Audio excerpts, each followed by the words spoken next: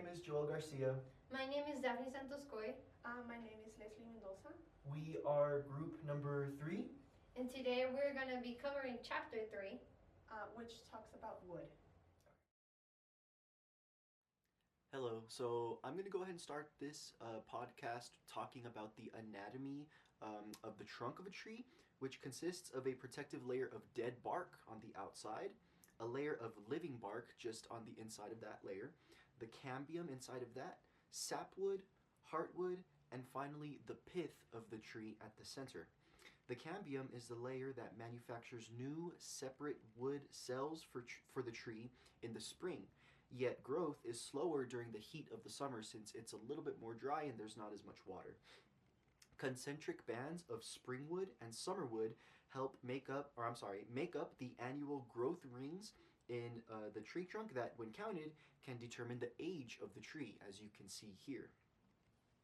Softwoods come from what's called coniferous trees, and hardwoods come from broadleaf trees. These are kind of the two main wood types that produce lumber in today's construction industry. So as the name suggests, softwoods are usually less dense and softer than hardwoods. Most of the lumber used today for the building structural frame, the actual structural frame of any building, comes from softwoods, which are comparatively plentiful and inexpensive compared to hardwood. For furniture, cabinetry, interior paneling, flooring, and other fine woodwork, hardwoods are often chosen for their better stability, attractiveness, finishability, and resistance to wear. Around the globe, tens of millions of what's called sequestered carbon are stored in the trunks of trees, ground litter, and the soil of forests. Each year, hundreds of millions of tons of carbon are captured by new forest growth, while at the same time, deforestation, or the process of cutting down trees, is a significant source of carbon dioxide emissions. Carbon accounts for roughly half of the weight of dry wood, and when lumber is extracted from the forest and placed into use in buildings, this carbon remains stored within those buildings. Speaking of buildings, wood buildings are typically judged to have lower embodied energy than their other counterparts that are made of materials like concrete or steel. The production of lumber actually begins with the transportations of the cut down logs to a sawmill. Each log is stripped of its bark, then passed repeatedly through a large head saw. The sawyer, or worker who overlooks all of the process of lumber, examines and judges how to obtain the maximum marketable wood from each log, and uses machinery to rotate and advance the logs in order to achieve the required number of cuts. Lumber is described as either plain sawn or quarter sawn. Plain sawn lumber produces the maximum yield of useful pieces, making it the most economical sawing method. Quarter sawn softwood requires more handling of the log during sewing, produces smaller pieces from a log of the same size, and generates greater waste, as you can see the diagram that's showing right now. However, it also results in boards that are more stable and have a more visually pleasing grain figure. The amount of water present in wood is called its moisture content and is described as the weight of the water in the wood as a percentage of the weight of the dry wood. The moisture content of growing wood can vary from 30% to 200%, and the formula to obtain the moisture content is shown here. After a tree is cut, water starts to evaporate from the wood. Free water is the first type of water to leave the tree. It is the water stored within the cell cavities of the tree.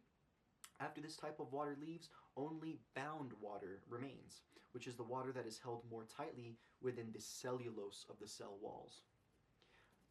This moisture condition is called the wood's fiber saturation point, and it averages around 30%. Reductions in moisture content below the fiber saturation point have significant effects on the mechanical properties of the wood, causing it to shrink and gain stiffness and strength. As water continues to evaporate from the wood arrives at a moisture content that brings it into equilibrium with the moisture content of its surroundings. This final moisture condition is called the equilibrium moisture content of the wood. Drying the wood or seasoning it takes time and energy. Standard framing lumber is seasoned to a moisture content of about 19% at the mill. For structural applications that require better control of wood shrinkage, lumber is seasoned to a moisture content of 15%, so a little bit less. Seasoning may be done by air drying in loose stacks for periods of months, as you can see with the picture on the left, or within kilns, what's called kilns, under controlled conditions of temperature and humidity for a period of days. On the right, you can see a kiln worker, kind of measuring the humidity levels of different pieces of lumber. Kiln drying is generally preferred to air drying because it can be done faster, even though it requires more energy.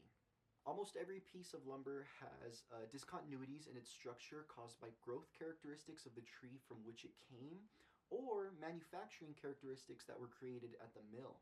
The most common growth characteristics are knots, which I'm sure we're all familiar of, which are places where branches joined the trunk of the tree, or knot holes, which are holes left by loose knots dropping out of the wood. Decay and insect damage can also cause lumber defects, but at smaller segments. Knots and knot holes, however, can reduce the strength of a piece of wood, make it more difficult to cut, and are considered detrimental to its appearance. Manufacturing characteristics arise largely from changes that take place during seasoning because of the difference in rate of shrinkage as the water leaves the wood, meaning that some parts of the wood can shrink more than others. Splits and checks are usually caused by shrinkage stresses. Because some parts of the wood shrink more than others, cooking, bowing, twisting, and cupping can all occur, and you can see some diagrams of all of those processes here. Experienced carpenters judge these defects in each piece of wood and decide where to use the piece in the building. So this is actually a process called lumber grading. For example, main beams or columns of the building may require a stronger grade of lumber, while the remainder of the frame might perform adequately with a less expensive grade. The strength of a piece of wood varies with the direction in which the load acts in relation to the grain of the wood. For example, the tensile strength of a wood member with the load applied parallel to its grain may be as much as 10 to 20 times greater than its strength with the load applied across the grain. Wood is also normally stronger in compression than tension. Other factors that can influence the strength of the wood can include the temperature and moisture conditions of its surroundings, as we talked about earlier, as well as the size and shape of the wood pieces themselves. Lastly, lumber sizes in North America are given as nominal sizes in inches, such as 2x4, 2x6. I'm sure we've all heard these names of how people measure pieces of lumber. However, the true sizes of these pieces are less because of sawing, seasoning, and surfacing, all of the processes that we've been talking about. For example, a 2x4's actual size is approximately 1.5 by 3.5, and you can kind of see how the dimensions line up here. Common product types include boards, dimension lumber, and timbers. Boards are pieces of wood where their least dimension or their smallest dimension is less than 2 inches. For example, 1x2s and 1x6s are boards because the smaller dimension is 1, which is less than 2. Dimension lumbers are pieces of wood where the smallest dimension ranges from 2 to 4 inches. And finally, timbers are pieces of wood where the least dimension is 5 inches or more. So for this section, we're going to start with veneer. And in this section, they talked about how it was made out of thin sheets, about 1/8 of an inch or 3 millimeters. And veneers are usually cut in rotary slicing, plane slicing, quarter slicing, and rift slicing. And this is how the wood would look with those different cuts. The next section they talk about it's glue laminated wood, and it's by gluing together many smaller pieces of lumber, and it could also be called GLT or glue lam. Each individual laminations are about 1 3/8 of an inch or 1.5 inch thick and have a moisture content of 16%. Joints are called finger joints or scarf jointing. And for that, I have another picture. This is the scarf jointing, and this is the finger jointing. And There are two different ways of connecting the timber of the or the lumber. Uh, Glue lamp sizes are in width are 3 inches and 1/8 of an inch, uh, to 6 inches and 3/4, and in depth they range from 9 inches to 36 inches. For large buildings, they go from 14 inches wide to 75 feet in depth. Another type of wood or beams that they also talk about are the hybrid glue lamp beams, and they are substitute for the laminated veneer lumber, and they are also FRP reinforced glue lamp, and they have the construction capacity uh, to increased by gluing thin strip of high strength fiber reinforced plastic between layers to act as tension.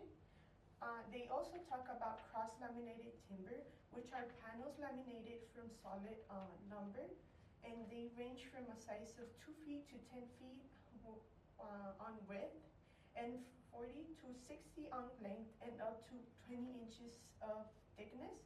And they are used for walls, floors, and roofs. They also have a moisture of 12%, and the pieces are planned to a thickness of 5/8 to 2 inches.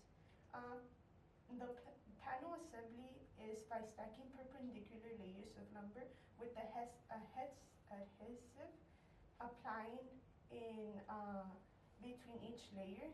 Then the stacking is compressed aligned to cure it.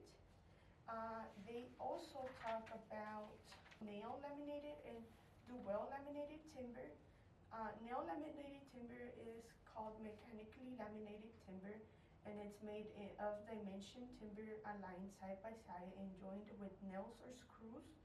The dual laminated timber is assembly the same way as the nail laminated timber, but is wooden. Those are used in place of mechanical fasteners.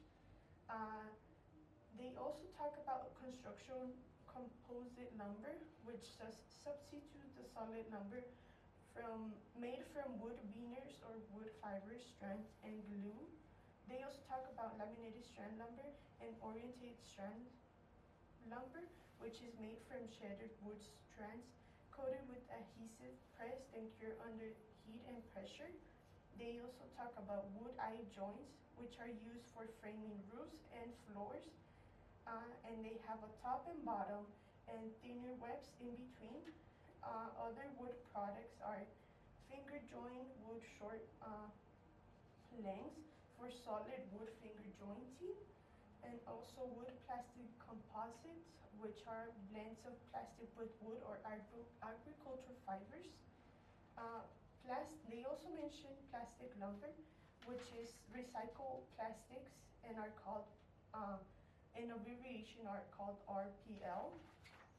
And for this other section, they talk about plywood, plywood lumber, and it's just mainly explained in these pictures and how they use a rotary slicing to cut it to make it into thin slices, and then you can see a little bit more of the thin slices and the process they go through and the machines they go through, and also this other one. And they just, in this section, they just explain what each picture goes through. After this section, they also talk about how veneer has different grades, which divide into A, B, C, 2Cs and D. And they also talk about how after each grade, they label them with this type of sticker on the back of the plywood. Towards the end of the section, they talk about wood panel products, which are panels. The panel dimension usually are 4 times 8 feet, and it's just a regular normal size. They also talk about structural panels types, which is plywood, and also orientated strand board, which is strand of wood compressed and glued in 3 to 5 layers. It has different density ranges and from smaller wood particles and are compressed and bonded. They also talk about fiber board. It is a very fine graded board made of wood fibers and synthetic resins benders. And the regular size is also about 4 times 8 feet. Specifying structural panels are also another topic they talk about, and it is used for subflooring and shedding. Other panel products are hardboard and also cellulosic fiber is another one of them, and they also talk about non-wood fibers. And lastly, they talk about biological threats to the wood and how they use different techniques to protect the wood. They also do acetylated wood, which is also another chemical that protects wood. And there are also naturally durable woods that are recognized by the International Building Code, which is black locust, black walnut, cedar, redwood, and they are resistant to natural organisms that attack the wood. Alright, so let's start discussing fire retardant treatments. Fire retardant treatments, or FRTs, are accomplished by pressure impregnating wood with chemical salts that reduce wood combustibility. It's expensive, and some such treatments are also mildly corrosive to metals. Moving on, we will talk about different types of wood fasteners and adhesives. Wood fasteners are often a structural weak link in wood construction.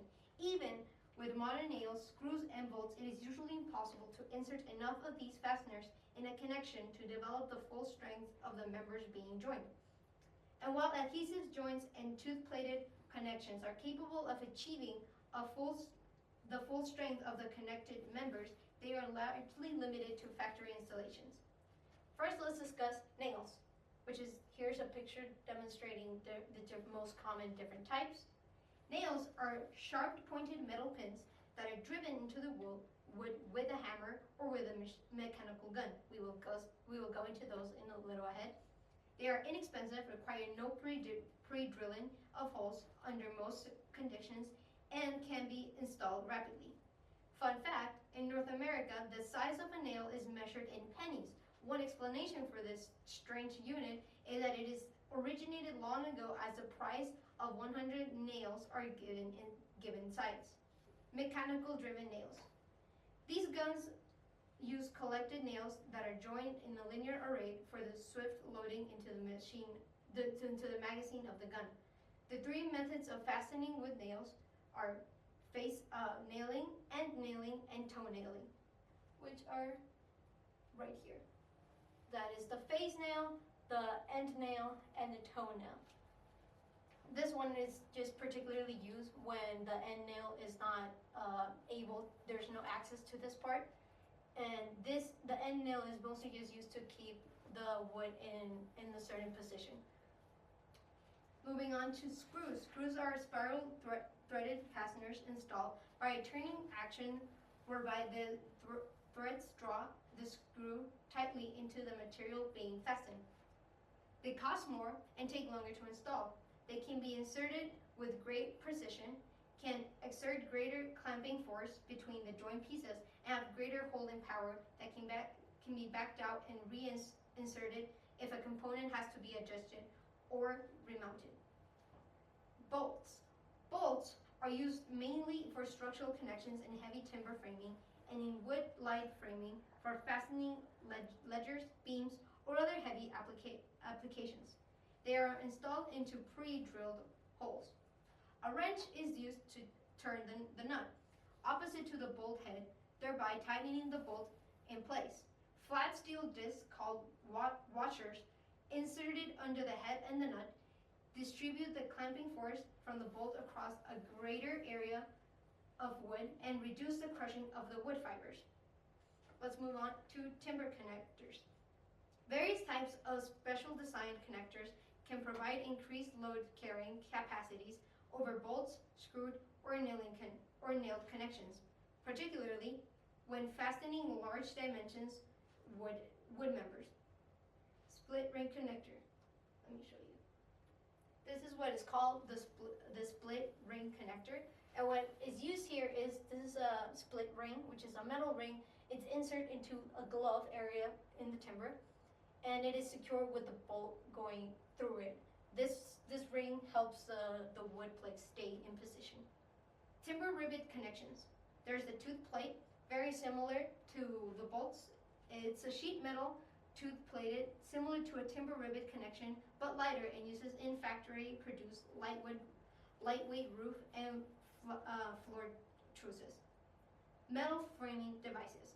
Dozens of ingenious sheets of metal and metal plate devices are manufactured for joining wood members or strengthening their joints. Their most frequent use is a joist hanger, which is the one in the top corner. Wood adhesives. Structural wood adhesives from bonds that are at least as strong, stiff, and durable as members they connect. Alternative to synthetic polymer adhesives. Since the middle of the 20th century, adhesives used in wood products manufacturing have been derived mostly from petroleum and natural gas. Synthetic adhesives had led to a renewed interest in bio-based adhesives derived from the agriculture and animal byproducts. Soy protein-based structural adhesives suitable for exterior exposure have gained a significant foothold in the wood production manufacturing. Lignin, which is wood and paper manufacturing byproducts, and various animal proteins have also gained renewed attention. Wood adhesives on the construction site. Wood adhesives are used less on the construction site, where it's more difficult to clamp and hold glue joints and maintain controlled temperatures and humidity until the adhesive has cured. Prefabricated wood components. Wood products of all types can be used in the manufactured or fabricated wood components. Factory fabricated eliminates weather-related delays and produces components that are strongly effective, precise in dimension, and consistent in quality. Trusses. Trusses for both roof and floor construction are manufactured in small, highly efficient plants in every part of North America. The prefabricated panels. There's three types, which are right here: the frame panel, the stretched skin panel, and the structural insulator panel, all having different functions. Frame panels are simple sections of conventional dimension lumber framing, sheathed with plywood or OSB, trucked on the construction site and assembled into a complete building frame. Factory-built housing, which is our last topic. Houses may be built entirely in a factory, at times even completely with furnishing, and then transported to prepare foundations, where they are set in place and made ready for occupancy in a matter of hours or days. At their least expensive, manufactured homes are sold at a fraction of a price of conventionally constructed houses of the same floor area.